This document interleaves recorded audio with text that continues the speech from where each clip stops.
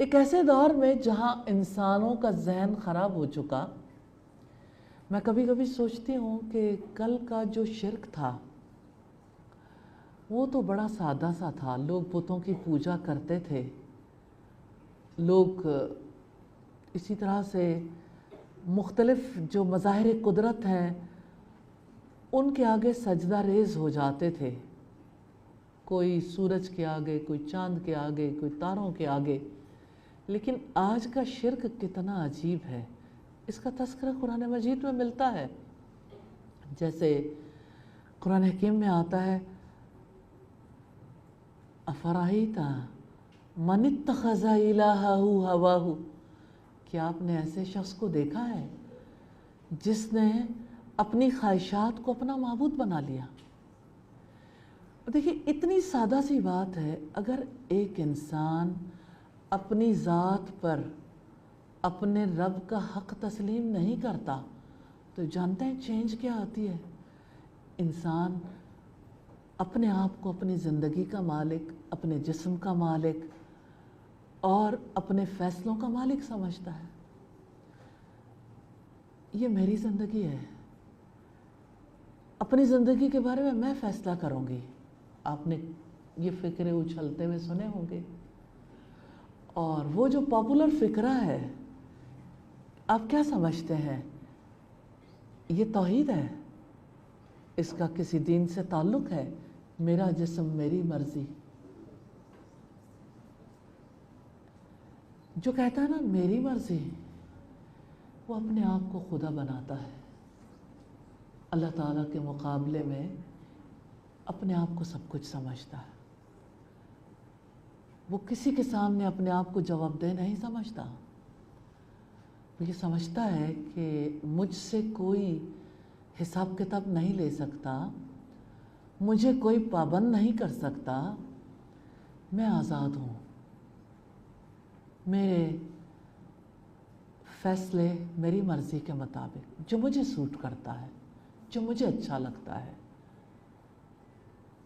جانتے ہیں اسلام کسے کہتے ہیں؟ اپنی مرضی کو اللہ تعالیٰ کی مرضی کے آگے بچھا دینا، جھکا دینا۔ جیسے نبی صلی اللہ علیہ وسلم نے فرمایا ذاق طعم الایمان، اس نے ایمان کا مزہ چکھ لیا، اس کو ٹیسٹ مل گیا ایمان کا، وہ ایک راستے پہ چل پڑا ہے۔ من رضی باللہ ربا، جو اللہ تعالیٰ کے رب ہونے پہ راضی ہو گیا، وبالاسلام دینا، اور اسلام کے دین ہونے پہ راضی ہو گیا، وبمحمد نبی الرسول، اور محمد صلی اللہ علیہ وسلم کے نبی اور رسول ہونے پہ راضی ہو گیا۔ تو اب آپ دیکھیے کہ آپ کیسے راضی ہو سکتے ہیں اللہ تعالیٰ پر؟ گھر میں کسی پیارے کی ڈیتھ ہوئی ہے، ڈیڈ باڈی پڑی ہے، اور گھر والے یوں تو صبر بھی کر رہے ہیں لیکن کہتے ہیں ابھی جانے کا وقت نہیں تھا۔ ابھی مجھے 2 دن پہلے کسی کے یہاں جانے کا اتفاق ہوا، کسی ڈیتھ پہ۔ گھر والوں کا صبر بے مثال تھا، نو ڈاؤٹ، لیکن ایک فقرہ زبان سے نکلا تو یہ کہ ابھی اس کے جانے کا وقت نہیں تھا۔ تو میں نے انہیں کہا اس کا فیصلہ آپ کے اور اس کے رب نے کرنا ہے، اور اس نے زمین و آسمان کے پیدا ہونے سے 50,000 سال پہلے کر رکھا تھا، اس کو پتہ ہے کسی نے کب جانا ہے۔ ہمارا کام یہ فیصلہ کرنا نہیں ہے، ہمارا کام صبر کرنا ہے، ہمارا کام راضی ہونا ہے۔ تو جو اللہ کی رضا پہ راضی ہوتا ہے کیا وہ نیکی نہیں کرتا؟ جو صبر کرتا ہے کیا وہ نیکی نہیں کرتا؟ اب ہے ایک نیکی راضی ہونا، لیکن جس نے جتنی مشقت کے ساتھ خود کو راضی کیا ہے، ہو سکتا ہے اس کو 10 گنا یا 700 گنا اجر مل رہا ہو سکتا ہے 700 گنا سے بھی زیادہ اجر مل رہا۔ اسی طرح سے گناہ کا تصور، ارادہ اور گناہ کر لینا ایک گناہ کے برابر ہوتا ہے، لیکن کبھی ایسا بھی ہوتا ہے ایک گناہ جہنم میں لے جانے کے قابل بنا دیتا ہے انسان. آپ کو یاد نہیں وہ خاتون جس کا تذکرہ نبی صلی اللہ علیہ وسلم کے سامنے کیا گیا کہ وہ یوں تو بہت عبادت گزار ہے لیکن ایک بلی کو اس نے پکڑ کر باندھ دیا تھا اور بلی مر گئی. تو آپ صلی اللہ علیہ وسلم نے فرمایا جہنم میں گئی کہ اگر وہ بلی کو چھوڑ دیتی تو بلی اپنی غذا حاصل کر لیتی تو وہ رسپانسبل نہ ہوتی. اس نے بلی کی آزادی کو ختم کیا. تب سوچیں کتنے ہی جانور کتنے پودے ہیں جن کے بارے میں لوگ اپنے آپ کو جواب دہ نہیں سمجھتے. اور مجھے یہ دیکھنا ہے کہ میں کتنا جواب دہ سمجھتی ہوں اور آپ کو یہ دیکھنا ہے کہ آپ کتنا جواب دہ سمجھتے ہیں.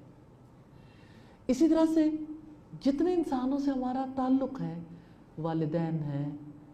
والدین پر غصہ کرنا بچے اپنا حق سمجھتے ہیں اور وہ جو بچپن میں پڑھا کرتے تھے تو عجیب لگتا تھا لیکن آج تو ایسا لگتا ہے سوسائٹی اس کی عملی تصویر بن گئی. وہ جیسے ہمارے کسی شاعر نے کہا ہم ایسی کل کتابوں کو قابل ضبطی سمجھتے ہیں جن کو پڑھ کے بچے اپنے باپ کو خبطی سمجھتے ہیں. آپ ذرا دیکھیے یوتھ کو کیا اپنے والدین کو عقل مند سمجھتے ہیں. ان کو لگتا ہے جو ہمیں پتہ ہے ہمارے والدین کیا جانے. ایسی سوچ کے ساتھ والدین کے ساتھ نیکی کہاں سے آئے گی؟ اب جو نیکی نہیں کر رہا اس کی بدی ہو رہی ہے. جس نے والدین کی خدمت کرنی تھی، جس نے والدین کی اطاعت کرنی تھی، جس نے ان کی کیئر کرنی تھی، جس نے ان سے محبت کرنی تھی، یہ سارا کچھ نہیں کیا. اب اس نے کچھ بھی نہیں کیا، خیال نہیں رکھا، اس نے غصہ کیا تو کیا وہ ایک اکیلا غصہ رہے گا؟ جس حق میں کمی کی ہے وہاں پکڑ ہے اللہ تعالیٰ کی. اب جس کو یہ پتا چلے کہ میرے سے دن رات یہی کام ہوتے ہیں وہ کیوں نہیں اللہ تعالیٰ سے توبہ کرے گا؟ لیکن لوگ اپنے آپ کو گناہ گار ہی نہیں سمجھتے. ایک خاتون نے مجھ سے کہا میں کیوں استغفار کروں، میں نے کون سے گناہ کیے ہیں؟ یہ ہمیں کیوں کہا جاتا ہے ہم استغفار کریں؟ یہ بات کیوں کہتے ہیں کہ 100 مرتبہ استغفار کرنی چاہیے صبح کے وقت، یا اسی طرح سے نبی صلی اللہ علیہ وسلم ایک مجلس میں 70 بار یا 100 بار استغفار کرتے تھے. کہتے ہیں توبہ تو وہ کرتا ہے جس نے گناہ کیا، ہم تو گناہ ہی نہیں کرتے. دیکھیں کبھی انسان ایسی سٹیج پر بھی پہنچ جاتا ہے کہ وہ اپنے آپ کو گناہ گار ہی نہیں سمجھتا، پھر وہ اللہ تعالیٰ کی طرف کیسے لوٹ سکتا ہے؟ پھر وہ اپنے رب کے آگے فریاد کیسے کرے گا؟ آپ کیا سمجھتے ہیں کہ ایسا شخص دعا کرے گا؟ اسے دعا کی ضرورت ہی نہیں. اس کو اپنی ضروریات کے لیے کچھ طلب کرنے کی ضرورت نہیں. اسے اللہ تعالیٰ پر توکل کی ضرورت نہیں. اسے اللہ تعالیٰ کے لیے اپنے آپ کو خالص کرنے کی ضرورت نہیں. اسے اپنے رب سے محبت کی بھی ضرورت نہیں. اسے اپنے رب سے امید باندھنے کی بھی ضرورت نہیں. اسے صبر کرنے کی بھی ضرورت نہیں. شکر کرنے کی بھی ضرورت نہیں. اسے حلال و حرام کا خیال رکھنے کی بھی ضرورت نہیں، کیونکہ وہ اپنے آپ کو گناہ گار نہیں سمجھتا. وہ سمجھتا ہے کہ جو مجھے اچھا لگتا ہے بس وہی حق ہے. یہ خواہش پرستی کا دین ہے، خود غرضی کا دین ہے، یہ خود رخی زندگی ہے، خدا رخی زندگی نہیں ہے. نیکی اور گناہ یہ ان لوگوں کا موضوع ہے جو اللہ تعالیٰ پر ایمان رکھتے ہیں، جو یہ سمجھتے ہیں کہ آخرت کا دن آئے گا، حساب کتاب ہوگا، ہمیں اپنی زندگی کے بارے میں حساب دینا ہے.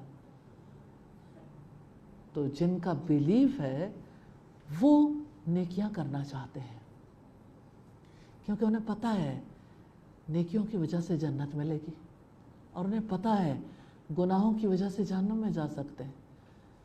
اللہ کی آگ سے وہ پناہ مانگتے ہیں اور اللہ تعالیٰ کی جنت کا سوال کرتے ہیں ایسے لوگ. اور حدیث نمبر 3 ہے وعن ابی ہریرہ رضی اللہ عنہ ان رسول اللہ सल्लल्लाहु अलैहि वसल्लम क़ाल।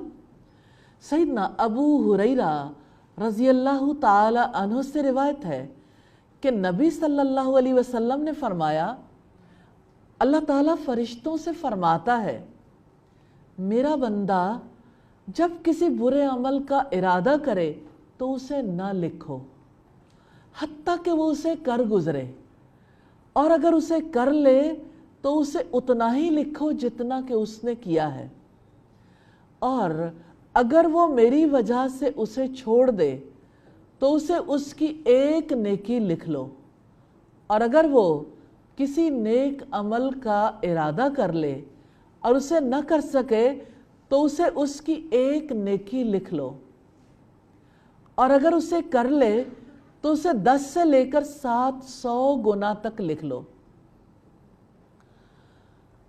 पिछली हदीस की तरह ये भी हदीस है नेकी और गुनाह के बारे में। बुरे अमल का इरादा, आपकी तवज्जो मबजूल करवाना चाहती हूँ आपके इन हाथों की तरफ, जिन हाथों में कलम है, जिस कलम से आप रसूलुल्लाह की अहादीस लिखते हैं, कुरान लिखते हैं। इन हाथों में सिर्फ कलम नहीं आता, मोबाइल भी आता है। जो ही आप मोबाइल खोलते हैं तो इरादे डगमगाने लगते हैं। आप खोलते तो इसलिए हैं कोई मैसेज, कोई कॉल, फिर जब आप खोलते हैं मैसेज देखते देखते, कॉल देखते हुए, आप कोई मैसेज ऐसा है जिसमें किसी ने लिंक भेजा है यूट्यूब का, फेसबुक का, आप उस लिंक को ओपन करते हैं तो उसके साथ एक दुनिया ओपन हो जाती है। आपका इरादा नहीं है, लेकिन आप अपने हाथों से कैसे एक लिंक क्लिक करते हैं और उसके साथ एक दुनिया ओपन होती है और आप देखते चले जाते हैं एक के बाद एक, एक के बाद एक। पहले आहिस्ता आहिस्ता, छोटा, फिर बड़ा, फिर और। आपके साथ कभी ऐसा हुआ है?